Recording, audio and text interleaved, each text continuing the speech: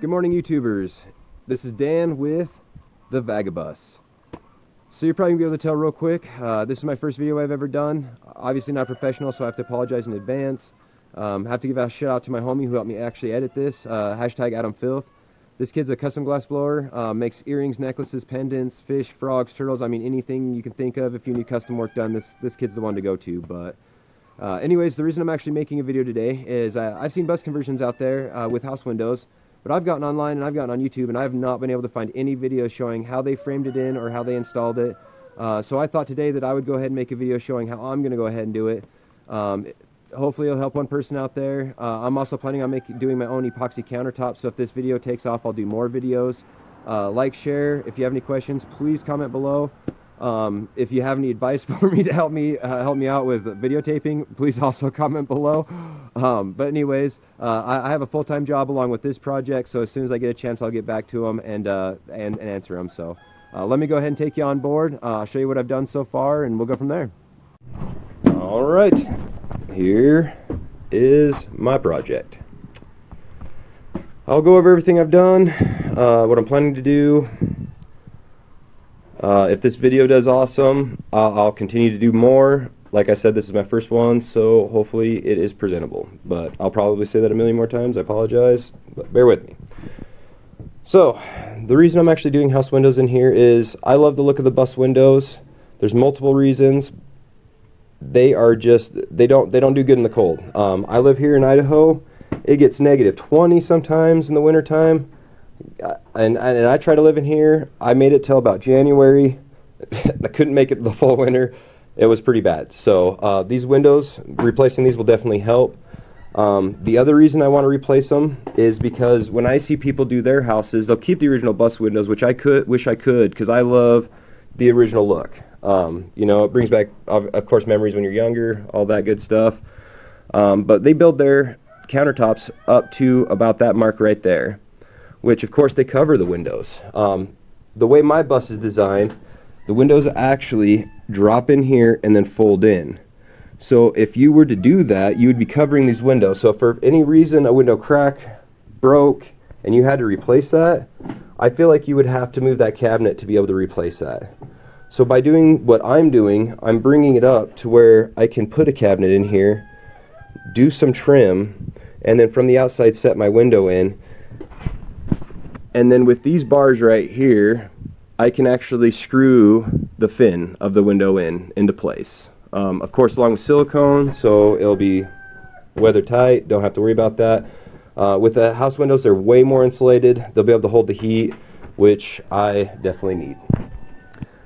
So far this project's taken me 3 years. I don't know how people get them done in the time they get them done in. They're definitely expensive. Please keep that in mind if you ever decide to take on this project. They are expensive. Along with the full-time job and doing this, it has taken some while.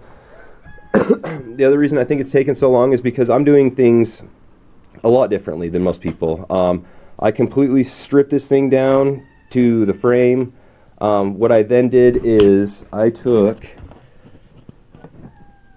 this rust converting metal primer and actually sprayed everything. You can't see, but this black right here is actually, when it touches rust, it will turn black and turn into primer.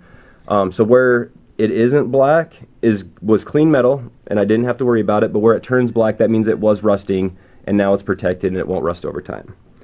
Also the insulation factor, when I pulled everything out, there was insulation, but it was disgusting. It wasn't good insulation, and I mean, where I live, I need insulation. Like, I need this thing to be as prime as possible. And so I also have this beautiful little girl right here.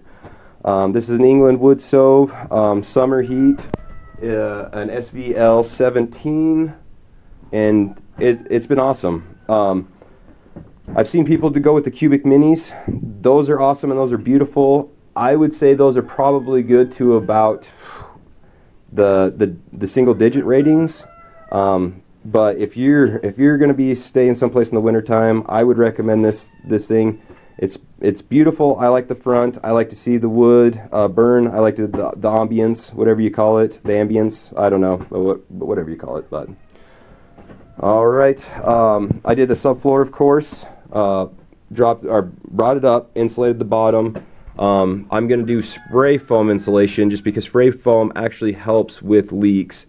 And the interesting thing is these do leak. People should actually probably take all the metal off of them, do what I'm doing, seal everything up, make sure it's not going to leak. Because again, on the bottom I'll show pictures through this video. But not only did I, as you can see, put that, or this, enamel stuff on there, but I also then did another set of enamel. So that way I do not have to worry about this rusting. I'm doing this once and I'm not doing it again. That's the way I'm looking at it. This is my home. I want to make sure that it is as well done as possible. That's one of the reasons I feel like it's taking me so long on this project. Another reason is people get help. This has been my project. This is my burden. I've done it all on my own. That's one thing I'm proud of.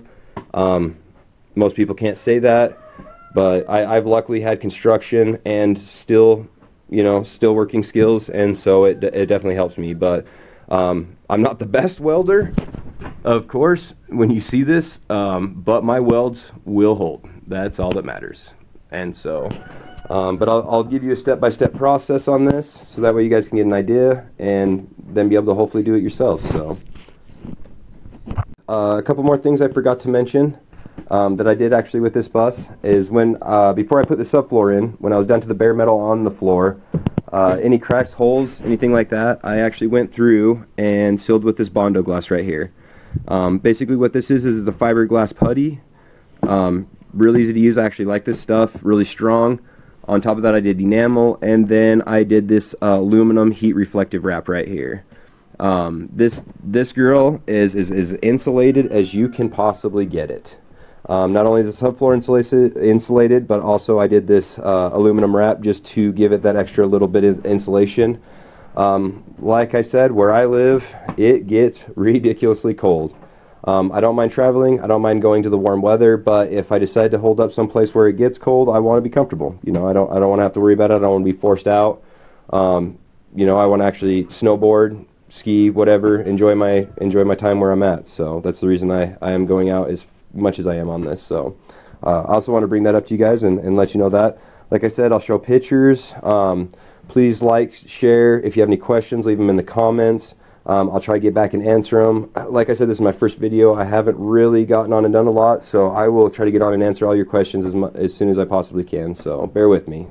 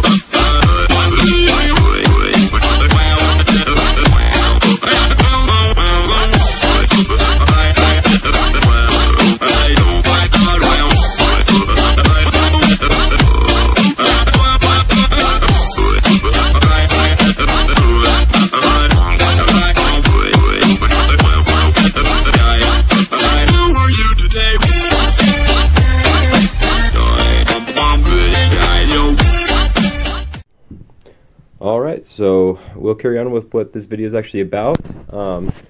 As you can see, I wanted to install a elongated house window in here, and in order to do that I had to cut a section of the structural tubing of the bus. I didn't want to lose structural stability of the bus. So with construction, anytime you install a door or window, you need a header, and that's what that top metal piece is. Basically, I went with the 2" by 2" by 1/8" steel tubing. The reason why is because I cut the bottom and the top at 2 different lengths. From the front to the back is 1 3/4, so that way it's flush right here. But then I left about 1/4 of an inch right up here because, as you can see, my welds are so professional and amazing. I just need to make sure that they weren't going to breach this front part right here. The reason why is because I'm actually going to take wood pieces and put them right, along the bus up here. I don't know what they call that, wood skeletal structuring. And then I'm going to actually do wood panels, so that way I have something to install my trim and finish wood paneling on. And then along with the tubing, it allows me to have a 2" space right here. So that way I have something to install or drill the fin of the window against, to hold it into place so that way it doesn't rattle out. The bottom I did 1 3/4 by 1 3/4, and that's actually angle iron. I did that just because you don't need so much structure on the bottom. It still gives it the strength it needs, gives it the flat panel for the window to lay against, along with the top flat panel right here. And so I also, with my bus, I know every bus is different, but they have these metal trim, I guess is I don't know what you'd call it, but basically it's not part of the steel structure of the bus. You can take these off. This is the steel structure of the bus. So what I did is I actually cut the spin back to where the header could lay against the steel structure of the bus, and I could weld it into that. That way it is actually as strong as it could possibly be, and this fin can still be pulled off. It's not welded to this. If I ever need to replace it, like I said, I don't believe things will last forever, and you should build things to where they can be replaced. And so same thing with this. I wanted to weld it against this. I'm actually going to take that primer, or that rust primer that I was showing you guys earlier, and I'm going to spray these two just to make sure that way they won't ever rust down the road. I don't have to worry about them, and then enamel them.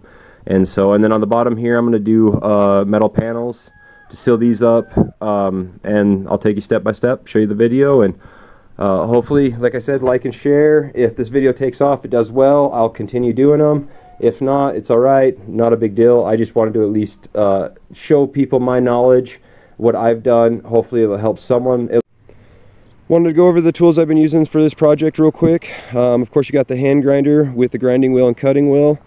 Sawzall. There are 2 different types of blades. There's wood cutting and metal cutting blades, so make sure you get the right one for the right job. You got a hammer, pliers, scraper, straight ruler, housing square, and your L square. Along with your marking pencil, and then tape measure. For your personal safety equipment, you got your gloves, hearing protection, eye protection, welding helmet. I've been welding. The welder isn't in this video, but that is also another tool I've been using. And then a full face shield. I would say I'm a solid 6, so I need as much help as I can get. That's why I'm using the full face shield.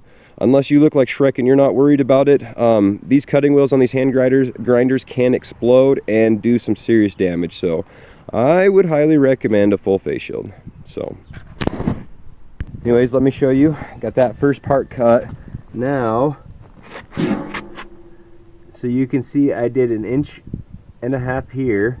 Cut that. Make sure you cut the right top part. So 1 3/4 inches over. Because if you did 1 3/4 inches over this way and cut it, it'd be wrong. You'd mess up. This would be garbage. It wouldn't be worth it. So you got to make sure you go the right direction.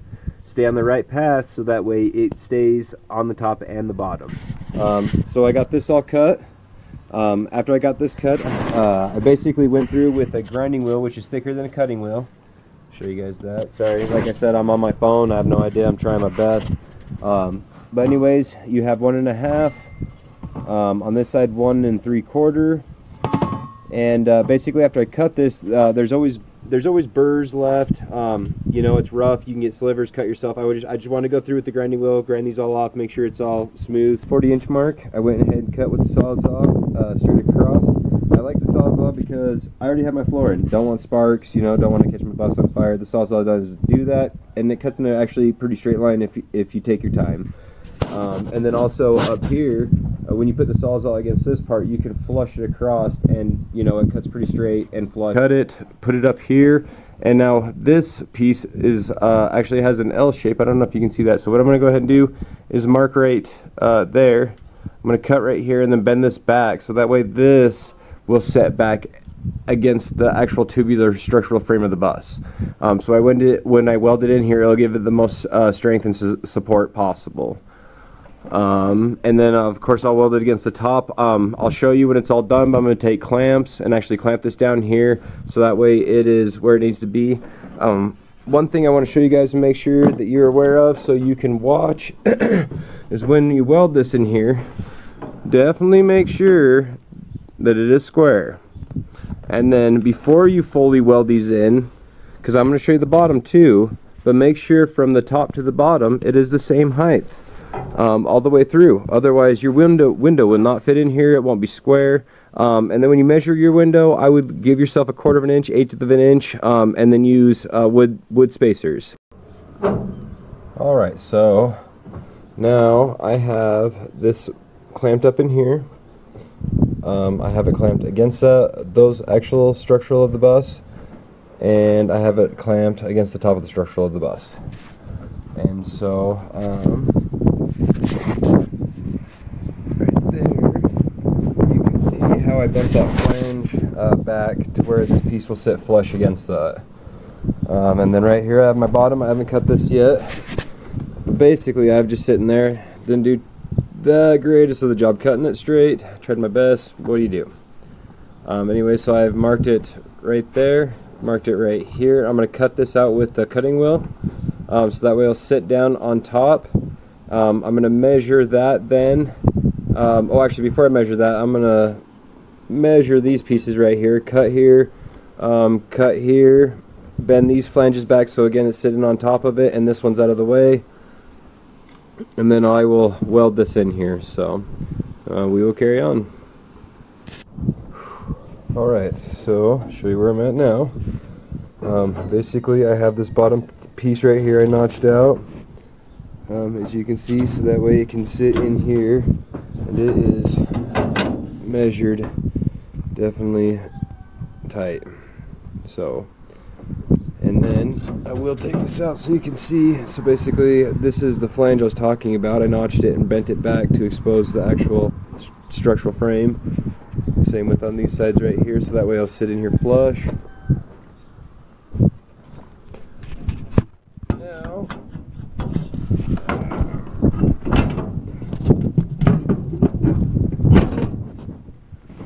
alright, and then what I'm going to do is basically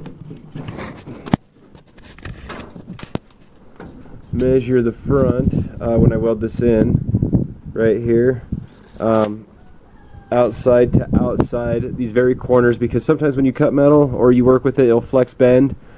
So those corners, because they're the structural corners, they should not have actually bent or moved as much. And then once I get this right height all the way through and tack those, then I will put a wrench or a pair of pliers right here and flex this up and down to make sure that it is square all the way through. Like I showed you earlier, I would make sure that I use a square and that is straight through, so that way it's not up or down, and it's, you know, completely flush pretty much all the way through. So anyways, I'm going to start welding. This is going to be a minute. Once I get this all done, I'll kind of do another walkthrough with it, and if you guys have any questions, please leave comments below. Alright everyone, I'll show you what I've done so far. So I've gotten these two windows framed in right here. I need to frame in these two now. I'm going to try to film myself doing the full process just so you guys can see everything. This is a phone, it's not the best, so hopefully it doesn't freeze or do anything weird. Also, I have to apologize because I caught myself and realized I was filming vertically and flipping to horizontal and vertical. And so I'm going to try to film from now on horizontal the way that you're supposed to. Tidbit advice for people doing bus conversions. When you decide you're going to do something on these, I would really think it through. Try to imagine yourself living in here, you know, using the stove, using the fridge, using the windows. The reason I'm getting to that point is because you can see the sheet of metal right here. I'm going to do, obviously, what I did on the other side. And when I first got this thing, I was so excited. I wanted to jump on it. I wanted to get it done in a year. So I started welding windows in, just started going crazy. And now I get to cut half of that back out. So I would definitely really think things through. Make sure that what you want to do is for sure, just so that way you don't have to give yourself more work down the road. So, all right, anyways, hopefully this will work out and my phone will stay strong, little buddy. But anyways, we'll continue.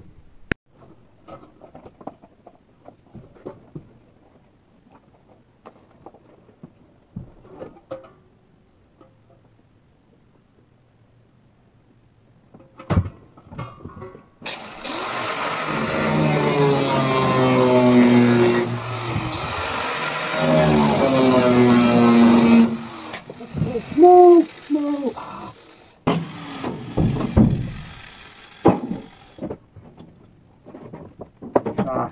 Keep the shield.